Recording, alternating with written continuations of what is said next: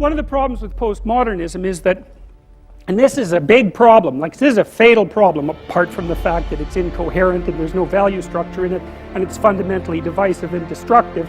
There's a logical problem with it too that's even worse. And so you might be noticing that the LGBT set of acronyms keeps growing, eh? And it's kind of a form of its own parody in some sense. It's like, well, I'm oppressed. It's like, yeah, you are.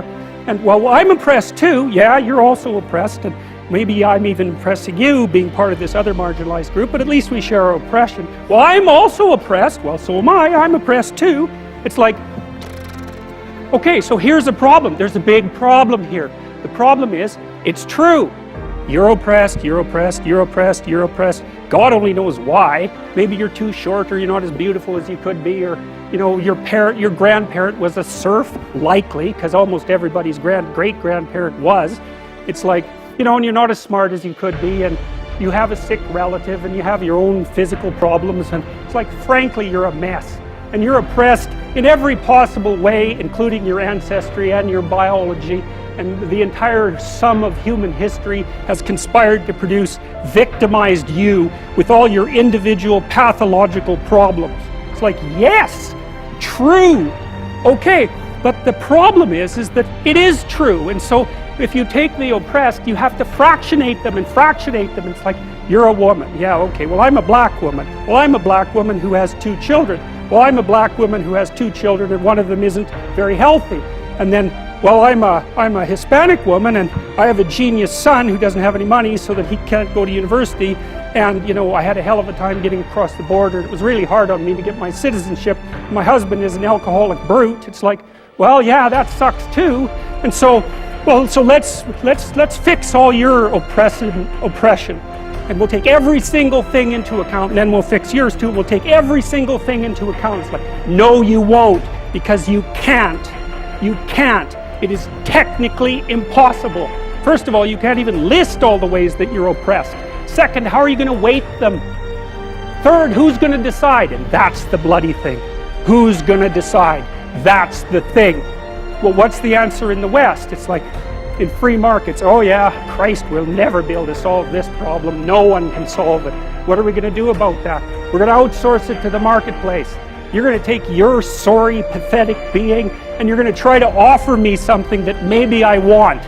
And I'm going to take my sorry, pathetic being and I'm going to say, well, all things considered, as well as I can understand them, maybe I could give you this much money, which is actually a promise, for that thing. And you've packed all of your damn oppression into the price. And I've packed all my oppression into the willingness to pay it. And that solution sucks. It's a bad solution. But compared to every other solution, man, it's why 10% of us have freedom. And so there's a tremendous illogic at the bottom of this. It's like, you have to fractionate the oppressed all the way down to the level of the individual. Well, that's what the West figured out. You know, there's a couple of figures who are at the mythological roots of our culture, and you know, people get upset with me because I bring in religious themes, but I understand some things about mythology and religion. It's not an accident that the axiomatic Western individual is someone who was unfairly nailed to a cross and tortured. It's like, yes, right, exactly. So what do you do about that? Well, I thought about that for a long time too. It's like, well, you don't get together in a damn mob, because all that does is allow you to be as horrible as you could possibly imagine and suffer from none of the consequences. That's a bad idea. So how about we don't do that? Well, there's a deep idea in the West too. It's like, pick up your damn suffering and bear it and try to be a good person so you don't make it worse. Well, that's a truth. You know, I read a lot about the terrible things that people have done to each other. You just cannot even imagine it. It's so awful. So you don't want to be someone like that. Now, do you have a reason to be? Yes. You have lots of reasons to be. God, there's reasons to be resentful about your existence. Everyone you know is going to die. You know, you too. And there's going to be a fair bit of pain along the way, and lots of it's going to be unfair. It's like, yeah, no wonder you're resentful.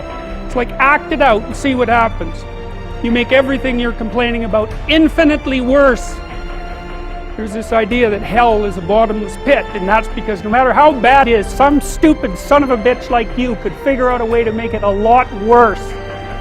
So you think, well, what do you do about that? Well, you accept it. That's what life is like. It's suffering. That's what the religious people have always said. Life is suffering. Yes. Well, who wants to admit that? Well, just think about it. Well, so what do you do in the face of that suffering? Try to reduce it.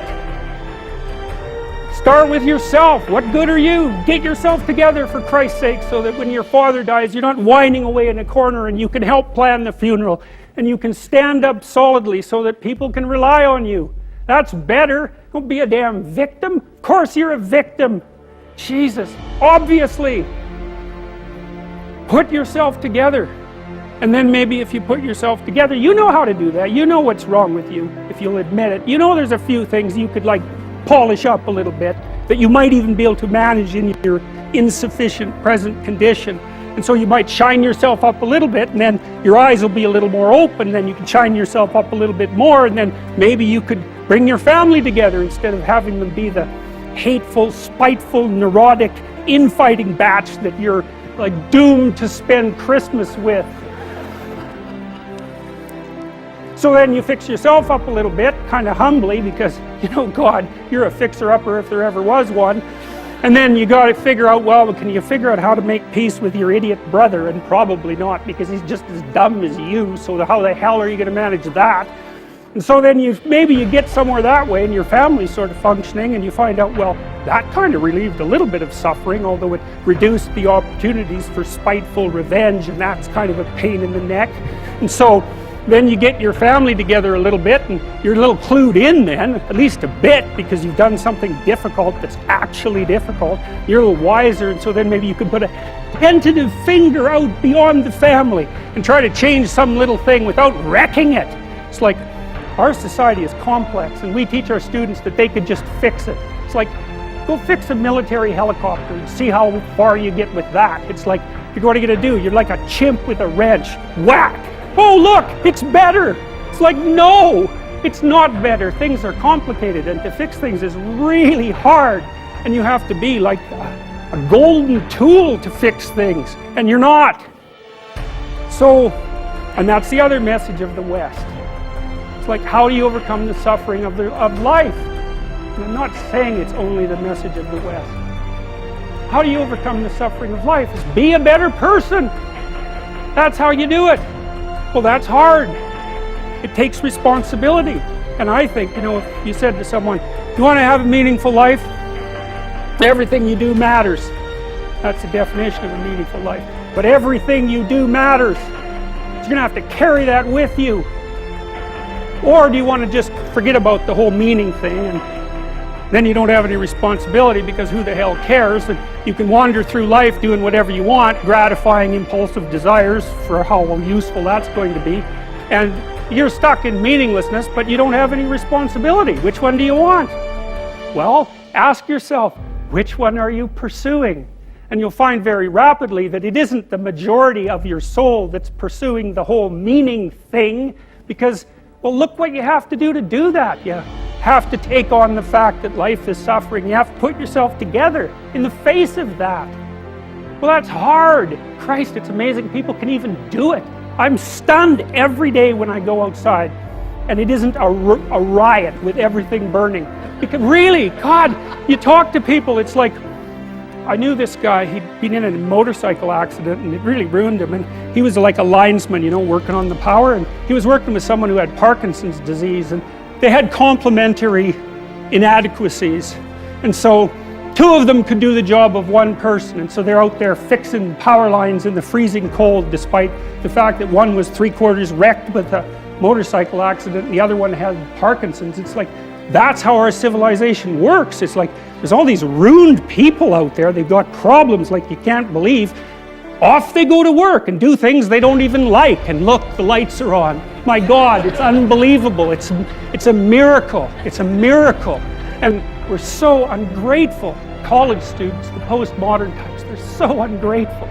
You know, they don't know that they're surrounded by just a bloody miracle. It's a miracle that all this stuff works. That all you crazy chimpanzees that don't know each other can sit in the same room for 2 hours sweltering away without tearing each other apart, because that's what chimps do. So,